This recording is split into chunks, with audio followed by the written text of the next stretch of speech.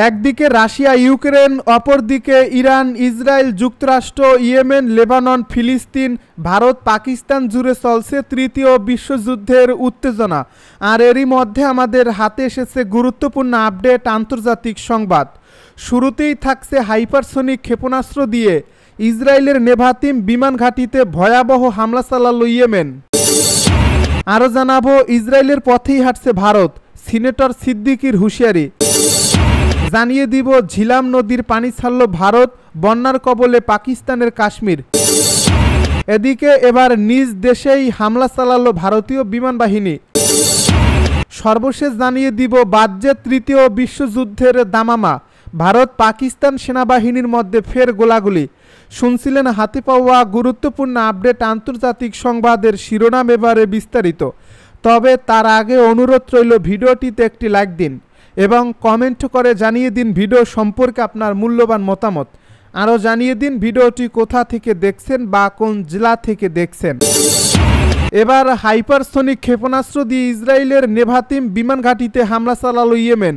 গাজা উপত্যকায় গণহত্যার শিকার ফিলিস্তিনিদের প্রতি অবিচল সমর্থনের অংশ হিসেবে ইয়েমেনের সশস্ত্র বাহিনী নেগেভ মরুভূমির উত্তরে একটি কৌশলগত ইসরায়েলি সামরিক অবস্থান লক্ষ্য করে প্রতিশোধমূলক হামলা চালিয়েছে। ইয়েমেনি সশস্ত্র বাহিনীর মুখপাত্র ব্রিগেডিয়ার জেনারেল ইয়াহিয়া সারি এক বিবৃতিতে জানিয়েছেন, আজ বেয়ারশিয়ার 15 কিলোমিটার দক্ষিণ পূর্বে অবস্থিত নেভাতিম বিমান ঘাঁটিকে লক্ষ্য করে দেশীয় প্রযুক্তিতে তৈরি ফিলিস্তিন-2 হাইপারসনিক ব্যালিস্টিক ক্ষেপণাস্ত্র ব্যবহার করছে ইয়েমেনি বাহিনী। ইসরায়েলি বিমান প্রতিরক্ষা ব্যবস্থা ক্ষেপণাস্ত্রগুলোকে বাধা দিতে ব্যর্থ হয়েছে। ইয়াহিয়া সারি জোর দিয়ে বলেন, ইয়েমেনি বাহিনী তাদের দেশে মার্কিন আগ্রাসনের বিরুদ্ধে লড়াই চালিয়ে যাবে এবং নির্যাতিত ফিলিস্তিনি জাতিকে আরও বেশি সমর্থন দেবে।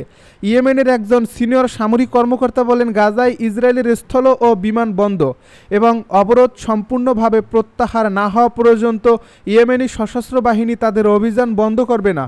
গাজায় ইসরায়েলের নৃশংসতা এবং ইয়েমেনের বিরুদ্ধে মার্কিন যুক্তরাষ্ট্র ও ব্রিটেনের আগ্রাসনের প্রতিক্রিয়ায় ইয়েমেনি সশস্ত্র বাহিনী লোহিত সাগর এবং সংলগ্ন অঞ্চলে ইসরায়েলি, মার্কিন এবং ব্রিটিশ যুদ্ধজাহাজ লক্ষ্য করে ধারাবাহিক হামলা শুরু করছে। গাজায় গণহত্যা, যুদ্ধ তীব্রতর হওয়ার সাথে সাথে ইসরায়েলি সামরিক সরবরাহে বাধা সৃষ্টি করার উদ্দেশ্যে ইয়েমেনিরা গুরুত্বপূর্ণ সামুদ্রিক রুটগুলোতে কৌশলগত অবরোধ আরোপ করে এবং গাজায় চলমান মানবিক পরিস্থিতি সম্পর্কে আন্তর্জাতিক সম্প্রদায়কে পদক্ষেপ নেওয়ার আহ্বান জানায়। ইসরায়েলের পথেই হাঁটছে ভারত, সিনেটর সিদ্দিকির হুঁশিয়ারি।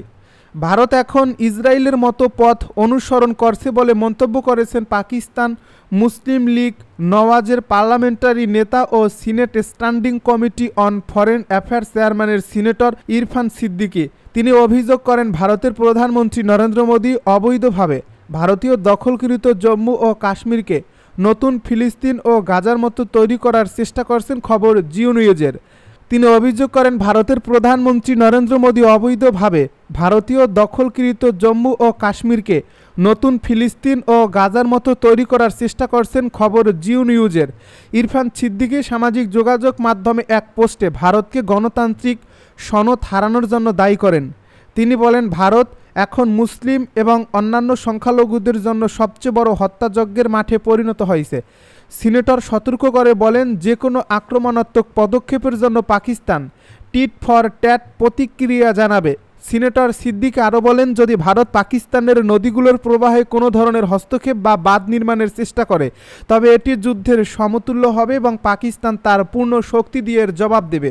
সম্প্রতি কাশ্মীরের পেহেলগাম এলাকায় গোলাগুলিতে 26 জন পর্যটক নিহত হওয়ার ঘটনায় ভারত ও পাকিস্তানের মধ্যে উত্তেজনা চরমে পৌঁছেছে। তদন্ত ছাড়াই ভারতের হিন্দুত্ববাদী সরকার পাকিস্তানকে দায়ী করে 65 বছরের পুরনো সিন্ধু পানি বন্টন চুক্তি স্থগিতের ঘোষণা দেয়।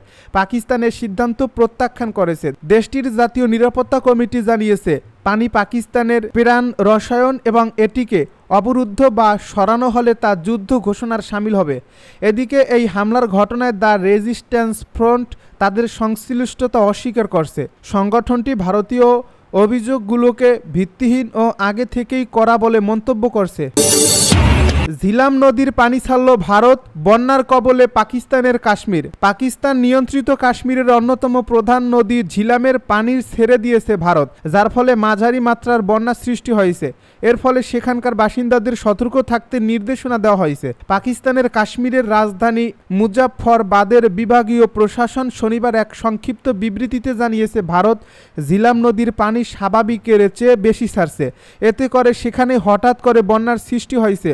এ বিবৃতিতে মুজাফফরবাদ প্রশাসনের মুখপাত্র বলেছেন, ঝিলাম নদীতে ভারত স্বাভাবিকের চেয়ে বেশি পানি ছাড়ায় মাঝারি বন্যার সৃষ্টি হয়েছে। পাকিস্তান সংবাদ মাধ্যম দুনিয়া নিউজ জানিয়েছে, পাকিস্তানকে অবহিত না করেই নদীর পানি বেশি পরিমাণ ছাড়ছে ভারত। এরপর হু হু করে ঝিলাম নদীর পানি বেড়ে যায়। এ বন্যার বিষয়ে সতর্ক করতে মসজিদ থেকে স্থানীয়দের মাইকিং করতে শোনা গেছে। এতে করে নদী পাড়ের মানুষের মধ্যে আতঙ্ক দেখা দিয়েছে। এই পানি ভারত নিয়ন্ত্রিত জম্মু কাশ্মীরের অনন্তনাগ থেকে পাকিস্তানের চাকঠি দিয়ে প্রবেশ করছে। ভারত ও পাকিস্তানের মধ্যে থাকা সিন্ধু নদের একটি উপনদী হল ঝিলাম। এবার নিজ দেশেই হামলা চালালো ভারতীয় বিমান বাহিনী। নিজ দেশের ভূখণ্ডের বেসামরিক স্থাপনায় বিমান হামলা চালিয়েছে ভারতীয় বিমান বাহিনী। এ নিয়ে তাৎক্ষণিক বিবৃতিতে অসাবধানতাবশত এমনটি হয়েছে বলে দাবি করেছে আইএএফ। শুক্রবার মধ্যপ্রদেশ রাজ্যের শিবপুরী জেলায় এ হামলার ঘটনা ঘটে।